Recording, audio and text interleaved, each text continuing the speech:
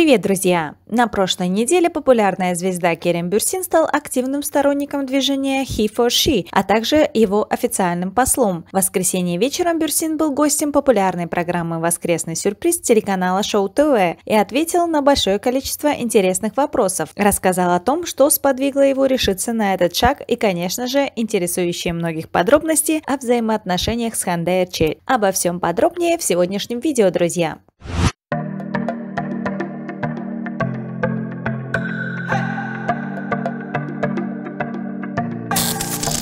Несколько слов о движении He4She. Бюрсин стал первым представителем в Турции движения солидарности He4She, инициированного группой ООН по гендерному равенству и расширению прав и возможностей женщин для продвижения гендерного равенства. Поступок Керема, конечно же, вызвал общественный резонанс. Многие зрители написали о том, что в Турции не принято много говорить о правах женщин, и многие женщины сами выбирают для себя второстепенную роль. Конечно, несмотря на некоторый негатив и такую критику, которая, впрочем, окружает нас везде и в любой сфере или деятельности, Керем не намерен останавливаться и будет двигаться только вперед. Ну что ж, друзья, Керем Бюрсин и правда достоин похвалы. Давайте поддержим его и будем держать кулачки. Керем рассказал, что идея присоединиться к движению появилась у него в 2020 году, и вот только сейчас было суждено воплотить в реальность. Керем отметил, что необходимо изменить гендерные стереотипы, такие как «мужчины не плачут», «мужчина не должен готовить» или «мужчина не должен носить розовый цвет» и так далее. Если мы не достигнем этой трансформации, у нас не будет равного и справедливого общества, заметил Керем. И, конечно, нужно увеличивать интерес и количество мужчин к этому движению, иначе вопрос неравенства не решится.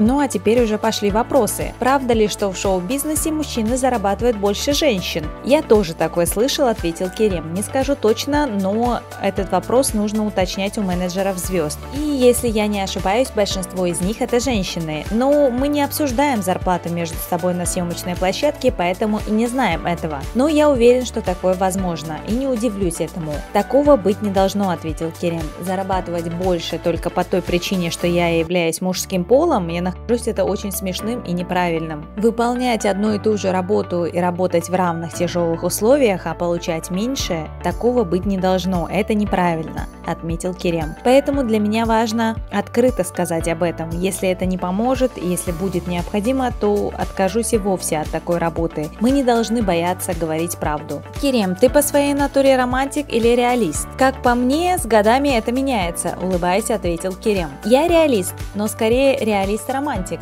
Не всегда романтика должна быть в отношениях. Проявление романтики может быть как на работе, так и в мечтах человека, поэтому я верю в романтику, но я реалист. Ты любишь строить планы или плывешь по течению? Я бы сказала, что я люблю плыть по течению, но если мы спросим мнение других людей, они скажут, что я люблю планировать. Поэтому 60 на 40. На 60% люблю плыть по течению, а на 40% строить планы. Керем, тебе 30 с лишним. Что стало самым большим изменением в твоей жизни после 30?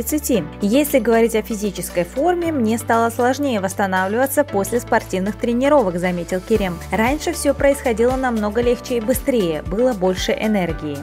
Ну а если говорить о старении, то есть и положительные стороны. Например, я люблю свои морщины. Что для тебя любовь? Как бы ты ее определил? Керем посмеялся и ответил, что не знает, а также заметил, что стесняется отвечать на такие вопросы. И, конечно, первое, кто пришел Керему в голову, так это Ханде Эрчель. Человеку особенно трудно отвечать на такие вопросы, когда у него есть возлюбленная, смеясь, ответил актер. Любовь изменчива и незакономерна.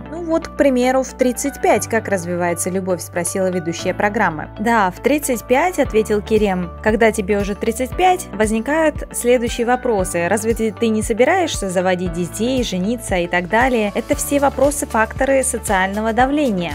Ну и продолжая отвечать на предыдущий вопрос, Керем закончил. Я думаю, что для меня любовь – это открытие, и я все еще нахожусь в стадии познания любви. Хорошо, заметила ведущая. А как ты смотришь на те вопросы социального давления? Я считаю, что это неправильно, ответил Керем. Кто-то готов к этому в 35, а кто-то нет. Что касается вас, прозвучал вопрос.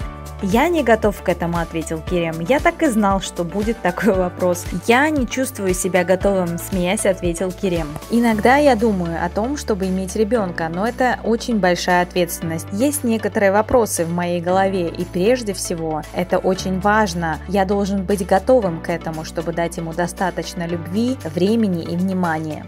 Опишите Ханде Эрчель 3 словами, одним предложением. Ханде действительно очень интересный и скромный человек. Она очень позитивная и чуткая, чрезвычайно веселая и забавная.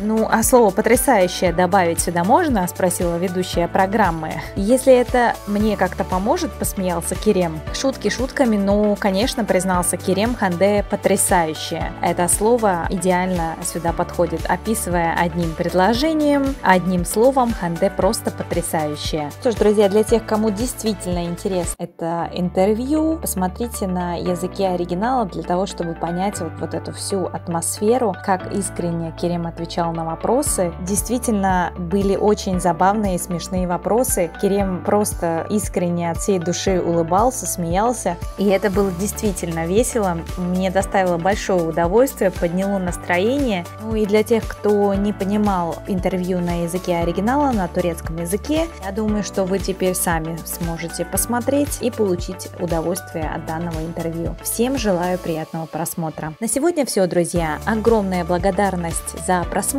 Пожалуйста, если вы еще не подписаны, подписывайтесь на канал, поддержите видео лайком, обязательно оставляйте комментарии, мне будет очень интересно почитать ваше мнение. Берегите себя и скоро увидимся!